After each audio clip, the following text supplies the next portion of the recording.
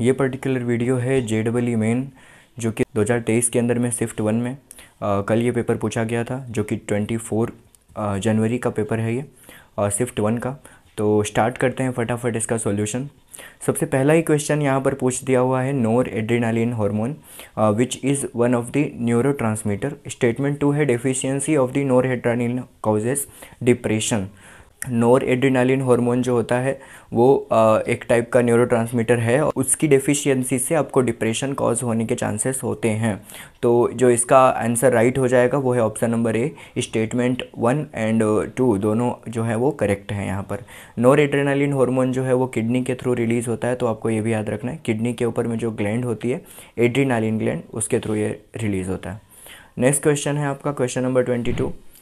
The cation gives bright red color with dimethyl glycosamine. Which is that cation? कौन सा cation ऐसा है जो कि आपका डाईमिथाइल ग्लूकोजामाइन के साथ में रेड कलर देता है? तो इसका राइट आंसर आ जाएगा Ni2+। बी ऑप्शन यहाँ पर करेक्ट है। जो थर्ड है आपका 23 नंबर का क्वेश्चन, उसमें दिया हुआ है 25 ml buffer solution is prepared by mixing the CH3COOH of the concentration of 0.1 mol and CH3COONA sodium ethanoid बोलते हैं इसको, of the concentration of 0.101 mol.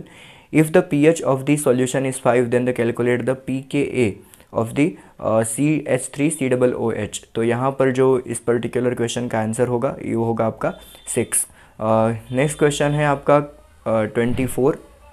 Number of unpaired electron on the cobalt in the complex ion. Cobalt का जो complex ion है उसके अंदर में number of unpaired electron कितने होंगे ये आपको बताना है, जिसका राइट आंसर हो जाता है आपका 3। यहाँ पर जो अनपेयर्ड इलेक्ट्रॉन होंगे वो 3 होंगे।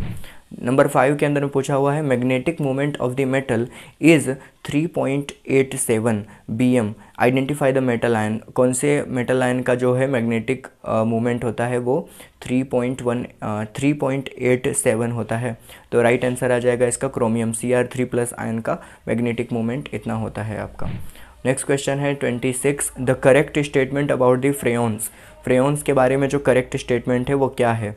तो इसका राइट आंसर आ जाएगा B, they are chlorofluorocarbon compounds. वो फ्रेयॉन्स क्या हैं? एक टाइप के क्लोरोफ्लोरोकार्बन कंपाउंड्स। ये भी याद रखना कि फ्रेयॉन्स का ही इस्तेमाल होता था एयर कंडीशनर के अंदर में, जिसकी वजह से आपके ओजोन लेयर डिप्लीशन का एक कॉज है ये फ्रेयॉन ही है।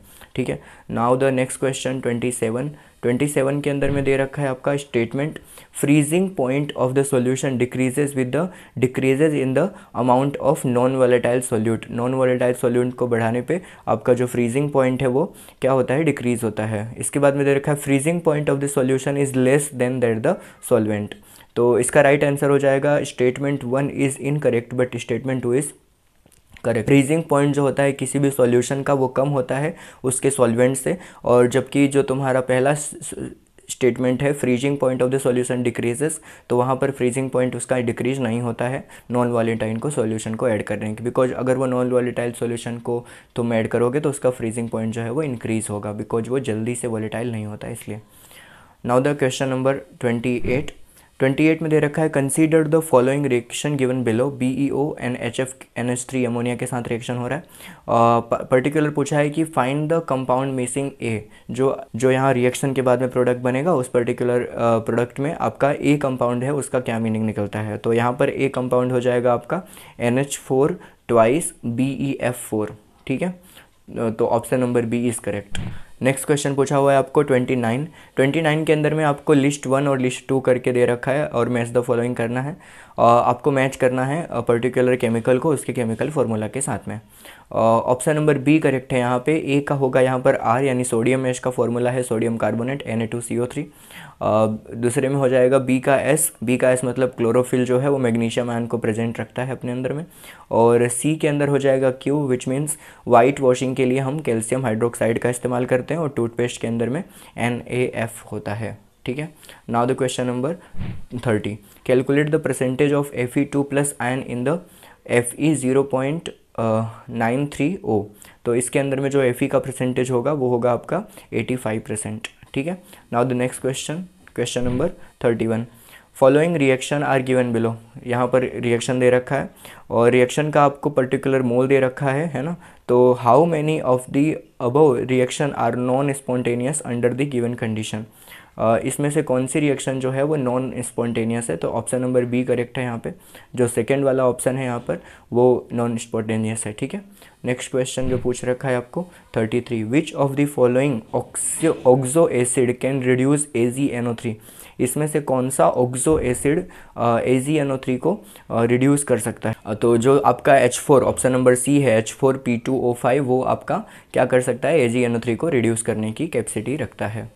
नेक्स्ट क्वेश्चन आपको दे रखा है question number 32, percentage of nitrogen in uracil, uracil के अंदर में नाइट्रोजन का परसेंटेज कितना होगा। आपको सिर्फ डायग्राम दिया हुआ है क्वेश्चन में, सॉल्यूशन यहाँ पे ऐड किया हुआ है मैंने। मोलिकुलर वेट जो होता है वो यूरासिल का होता है 112 gram and weight of the nitrogen जो है आपका वो होता है कितना 1 मोल का 28 ग्राम। तो परसेंटेज ऑफ नाइट्रोजन निकालने के लिए आपको क्या करना पड़ेगा, 28 को ऊपर रखना है और 112 को नीचे रख के 100 से मल्टीप्लाई करोगे तो आपका आंसर आ जाएगा 25%। तो यूरासिल के अंदर में नाइट्रोजन का परसेंटेज कितना होता है, 25%। Now the next question 14, the correct stability order of the reasoning structure, तो इस पर्टिकुलर जो रेजोनेटिंग स्ट्रक्चर के लिए जो करेक्ट ऑर्डर होगा वो कौन सा होगा। तो ऑप्शन नंबर ए करेक्ट है यहाँ पे, पहले आएगा ए ऑप्शन, फिर आएगा बी और फिर आएगा यहाँ पर सी। तो ये आपके डायरेक्टली डिक्रीजिंग ऑर्डर में ही दिया हुआ है, तो आप डायरेक्ट उसको लिख सकते हो, ठीक है। नेक्स्ट क्वेश्चन है question number 15, consider the following reaction, इस पर्टिकुलर रिएक्शन को आपको कंसीडर करना है जो कि एक क्वेश्चन है। और इस रिएक्शन के अकॉर्डिंग अब मैं दिखाऊंगा इसका जो प्रोडक्ट बन रहा है, यहाँ पर HBr को ऐड करने के बाद में जो प्रोडक्ट बन रहा है उस प्रोडक्ट का आपको गैस करना है और उसी के ऊपर ऑप्शन है। तो पहला है यहाँ पर देख लो, यहाँ पे अलग अलग प्रोडक्ट बन रहे हैं, तो इस पर्टिकुलर प्रोडक्ट में सब में से लेकर के ऑप्शन नंबर बी जो है आपका वो करेक्ट है, ठीक है। नेक्स्ट क्वेश्चन है आपका question number 16, correct product of the following reaction इस पर्टिकुलर रिएक्शन के अंदर में जो करेक्ट प्रोडक्ट होगा कौन सा होगा। तो ऊपर का जो रिएक्टेंस दे रखा है इसमें ABCD ऑप्शन दे रखे हैं प्रोडक्ट के लिए, तो इसका जो राइट प्रोडक्ट है वो है ऑप्शन नंबर डी, ठीक है। नेक्स्ट क्वेश्चन है आपका question number 17, consider the following sequence of the reaction, इस पर्टिकुलर रिएक्शन को आपको कंसीडर करना है और अगेन आपको प्रोडक्ट पी को बताना है कि करेक्ट स्ट्रक्चर क्या होगा प्रोडक्ट पी के लिए। यहाँ पर भी प्रोडक्ट पी के लिए जो करेक्ट स्ट्रक्चर है वो हो जाएगा ऑप्शन नंबर सी। तो यहाँ पर सी का स्ट्रक्चर आपको देख रहा है, तो ये हो जाएगा इसका करेक्ट ऑप्शन। नेक्स्ट क्वेश्चन आपको दे रखा है 18, करेक्ट स्ट्रक्चर ए, स्ट्रक्चर जो है इसमें प्रोडक्ट आपको गिवन है बट कि रिएक्टेंस आपको पूछ रखा है, तो यहाँ पर रिएक्टेंस के लिए जो राइट आंसर आएगा वो है option number A is correct. Next question आपको दे रखा है question number 19, match the following, column 1 के अंदर में मेटल दिए हुए हैं और कॉलम 2 के अंदर में दिया हो रखा है कि वो कहाँ कहाँ पे किस चीज़ में यूज़ आते हैं। ऑप्शन नंबर ए करेक्ट है, इसका मतलब कि पहला जो एल्यूमिनियम है उसका इलेक्ट्रोलाइसिस करवाना पड़ता है। बी का 3 है, इट मीन्स वोट कि आयरन को हम ब्लास्ट फर्नेस में इस्तेमाल करते हैं। सी के अंदर में 4 है विच मीन्स कि सिलिकॉन का हम जोन रिफाइनिंग में इस्तेमाल करते हैं और डी के अंदर 2 है मीन्स हम इसको रिवर्बेटरी फर्नेस के अंदर में इस्तेमाल करते हैं किसको, कॉपर को, ठीक है। Now the next question question number 20 के अंदर में आपको पर्टिकुलर सॉल्यूशन दे रखा है कि 5.0 ग्राम का NaOH डिज़ोल्व होगा किसमें, वाटर के अंदर 450 ml वाटर के सॉल्यूशन में। What volume of this solution is required to prepare 500 ml of the 0.1 NaOH solution. तो इसका जो राइट आंसर होगा वो हो जाएगा आपका 180 और सॉल्यूशन भी इसका दे रखा है मैंने आपको नीचे, तो आप इसका देख सकते हो कैसे सॉल्यूशन ये होगा। लास्ट क्वेश्चन है आपका 21 में दे रखा है the primary valency for the central metal ion of the complex का केमिकल फार्मूला दे रखा है।